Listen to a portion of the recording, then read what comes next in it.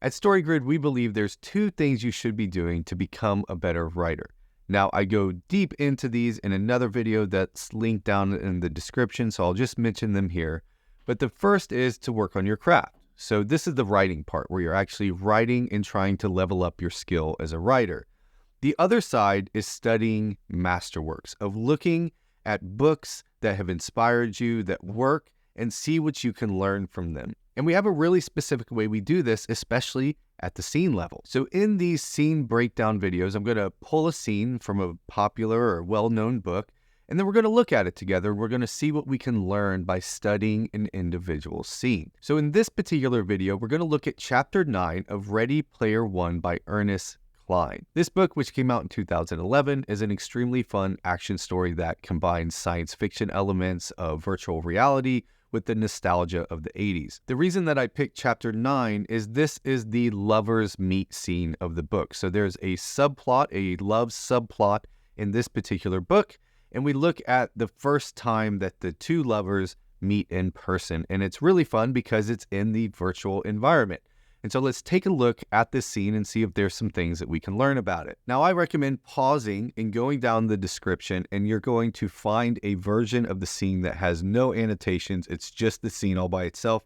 Give that a read before you jump into the analysis. But I'm going to go ahead and jump into the analysis. So give it a pause right now and go read it, and then we'll look at the analysis. The first thing that we look for in every scene is the inciting incident. This is the thing that comes into the protagonist's life and knocks their life off balance.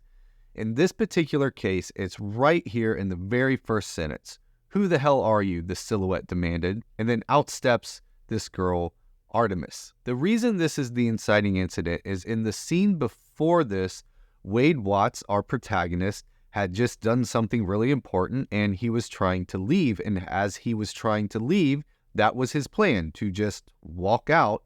And then that plan got knocked off balance when somebody stepped out of the shadows. So this is the inciting incident. "Who the hell are you?" the silhouette demanded. Out of the inciting incident arises the protagonist object of desire. And the object of desire is always worded like, the protagonist wants X without having to Y. This is where the conflict comes from in the scene, is that the protagonist is trying to get something they want while also not having to give up something else or not having to do something else. And then the tension and the conflict in the scene come from them pursuing their object of desire while also not having to do the other thing. As we all do, our protagonist wants to have their cake and eat it too. And to have a working scene, we've got to put our protagonists in a spot where they can't have their cake and eat it too. They have to give up something to get what they want. So the object of desire in this scene is the protagonist, Wade Watts, wants to maintain his lead in the game without having to make an enemy out of Artemis.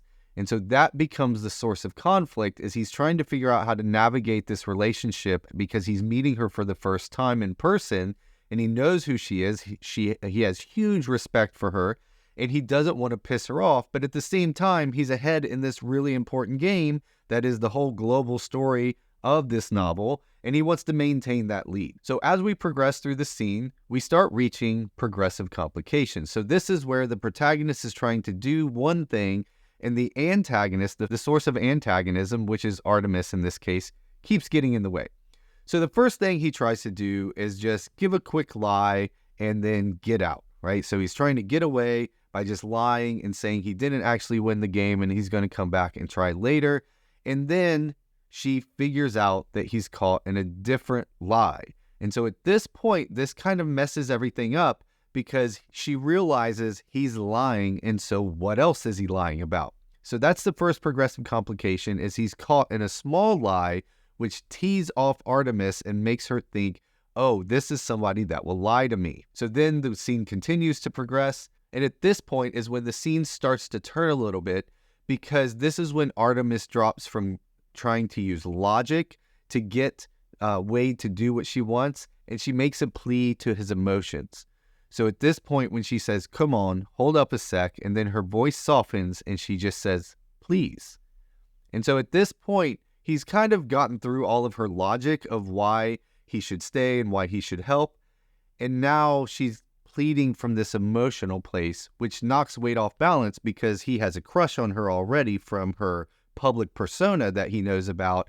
And so this is what kind of keeps him roped in when he just wants to walk out the door and leave. So the scene continues, and we reach another progressive complication. And this is where Artemis creates an even deeper connection with Wade. So these two are huge nerds about the game they're in and the nostalgia from the 80s.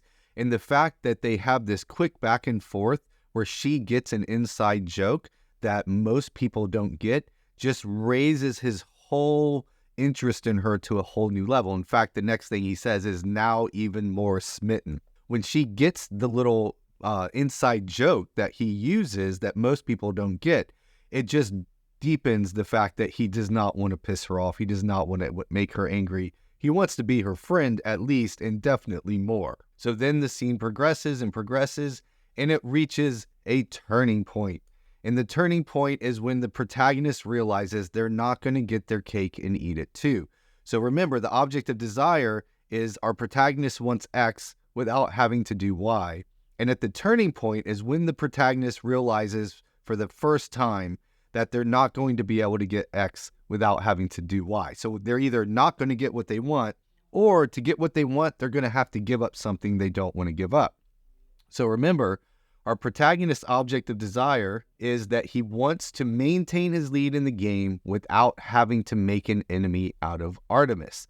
And so at this turning point, when Artemis realizes that he's been lying the whole time and he's way ahead in the game, she gets really upset at him because she finds out for sure that he's been lying, not just about a small thing, but about the biggest possible thing. So the turning point drives us to the crisis. And the crisis is always a question. It puts the protagonist into a spot where they either have to do A or they have to do B. And the crisis has to have stakes. They have to give up something in order to get something else. So in our case, we know because of the object of desire, he's either going to keep his lead, but he's going to piss off Artemis, or he's going to have to give up some of his lead and help Artemis or be more friendly with her.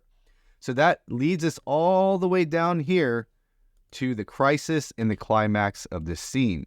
So the crisis is, will he help Artemis or won't he? And the climax is when your protagonist acts on their decision. So a lot of times you kind of sense they already have the decision made, but the climax is the point in the scene where the protagonist actually takes action on that decision. So right here, he tells her how to beat the game, how to beat this small game that he'd already beat. And this is what he needed to do to keep her on his side. But in order to do that, he now gave up his lead because odds are she wasn't going to be able to win this game unless he told her how to do it, and he would have maintained his lead.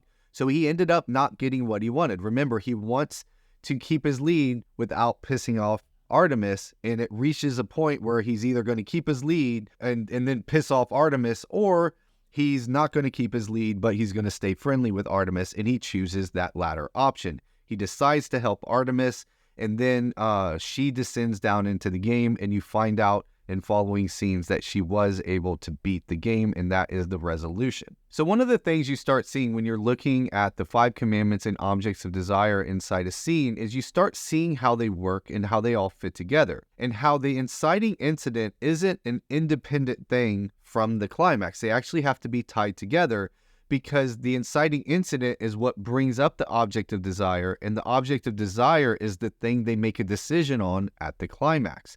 And so her showing up as the inciting incident, that's the inciting incident, is Artemis showing up, automatically leads to a climax that has everything to do with her. And this is why it's a really fun lovers meet scene, because you have the protagonist in one seat and the potential lover in the force of antagonism seat. So you have the antagonist and protagonist going at each other in this way where there's conflict and they both want conflicting things. And that is what drives all of the tension in this scene. And even though he ends in helping her, he doesn't know if that's going to lead to them being together. Okay, so that's the analysis of Chapter 9 of Ready Player One by Ernest Cline. I hope you enjoyed it, and I hope it helps you see how analyzing scenes can help you understand them better and help you become a better writer. I'd love to hear down in the comments what you thought about this scene breakdown and anything in this scene that you noticed that you liked that maybe you learned from. And let me know if there's any other books or scenes that you'd like me to cover in future episodes. I'm going to start doing these scene breakdowns some more in the future. If you want to figure out how to plan and write your own scene, I have a great video for that. That's going to come up on the screen shortly, so watch that one next. If you're wondering who I am, my name is Tim Grahl. I'm the CEO of StoryGrid, and I'm the author of The Threshing and Running Down a Dream and Your First 1,000 Copies. My partner, Shawn Coyne, is the creator and founder of StoryGrid and an editor and writer with over 30 years of experience. If you want to find out more about what we do, go to storygrid.com, sign up for the newsletter, and that's where you can find all the great resources we have available for you. But either way, thanks so much for being a writer. Thanks for being a part of our community here at StoryGrid, and I'll see you next time.